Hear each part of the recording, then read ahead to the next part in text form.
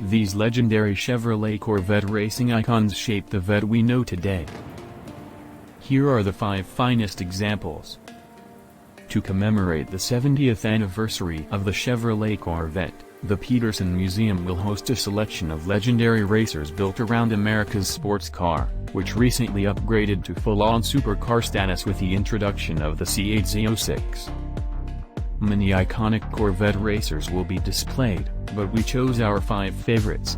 But before we get into that, it's worth exploring how Chevy got into racing in the first place. When the Corvette first arrived in 1953, amateur road racing was huge. The first-generation Corvette was more grand tourer than sports car, so gentlemen racers kept importing cars from MG, Ferrari, and Porsche. Belgian-born engineer, Zora Arkus-Duntov, knew the Corvette had to compete and win to succeed, so he started tweaking Vettes to make them more suited to racing. The project got off to a good start, setting a new American speed record at Daytona Beach in 1956. The plan was to go racing the following year, but a tragic accident at the 1955 24 Hours of Le Mans led to the Automobile Manufacturers Association racing ban in 1957. Automakers couldn't have factory teams, but private owners could still race in whatever car they wanted. Arkus-Duntov helped privateers enter the Corvette in several international races. He offered option packages to get cars race-ready and even found a way for Chevy engineers to advise race teams on the down low. Chevrolet hired Arkus-Duntov as the Corvette's chief engineer, which meant the C2 and C3 were decent sports cars. Since then, it has been a successful racer at home and abroad. His contribution to the Corvette is so great we've been waiting for the model carrying his name for years.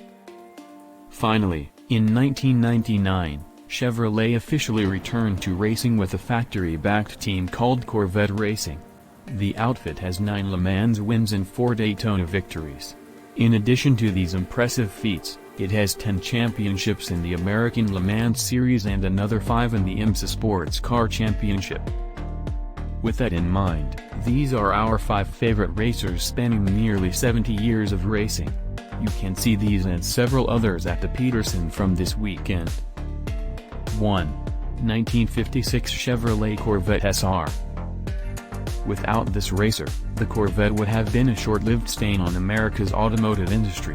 Chevy only sold 700 Corvettes in 1955 and was ready to pull the plug. But Arkus-Duntov convinced the automaker that racing was the way forward, and the bigwigs gave him a shot. He took 1956 model and bored the V8 out to 5.0 liters. The horsepower increased from 210 to 255 horsepower, which helped it set a flying mile speed record of 150.58 miles per hour at Daytona Beach.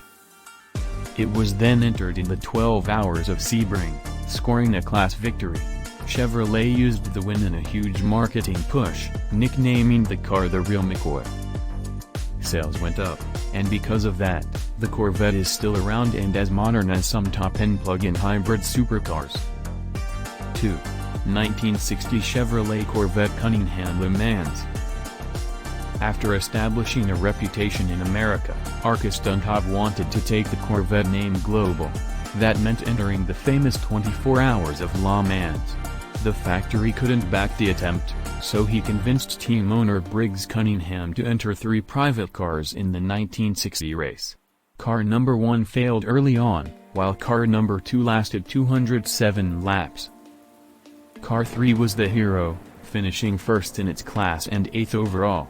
The car overheated, but the Cunningham race crew packed the engine bay with dry ice to keep the car going for that final push. Arkus-Duntov wanted to go back in '62 with a lightweight, dedicated C2. To get around the factory racing ban, he wanted to build 125 lightweight cars to sell to private teams. These special Corvettes used lightweight aluminum construction and single-layer fiberglass bodies. Rather cunningly, Arkus-Duntov forgot to tell his bosses.